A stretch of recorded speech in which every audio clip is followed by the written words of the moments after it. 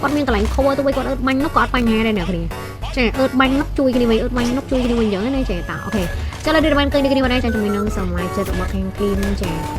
VX គឺថាបាញ់ជុំវិញទៅប៉ុន្តែអីដែលសំខាន់គាត់នៅក្រៅ zone អត់បញ្ហា launch pad មានដូចគ្នាចាអញ្ចឹង launch pad គាត់មាន load ដល់ទៅ2ដងចាអញ្ចឹងក្នុងការ rotate ចូលអត់បញ្ហាដូចគ្នាបាទឯងសម្រាប់សមាជិករបស់ខាង VX យ៉ាងនេះអូខេអញ្ចឹងគឺមាន launch pad ដើម្បីទៅការចូល zone ដូចគ្នាផងដែរចាមួយអូយ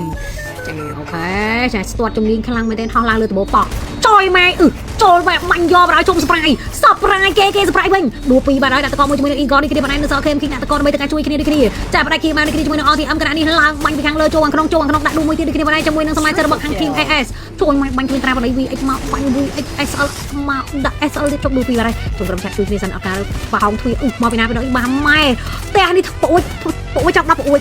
អើយពួយម៉ងចាតអូខេ November 27ចាឥឡូវនេះមានការបាញ់បៃតកដូចគ្នាបានសាត់ដួលច្រើនលោខ្លាំងមែនទែនលើ27ដឹកតាណានិយាយទៅដឹកទៅណាអ្នកគ្នា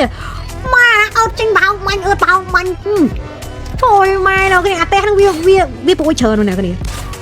ម៉ែហំតដល់ដីធ្លាក់មែន VX ចាណា VX ដួលមួយទៀតអាផ្ទះហ្នឹងវាបោកច្រើនណាស់គ្នា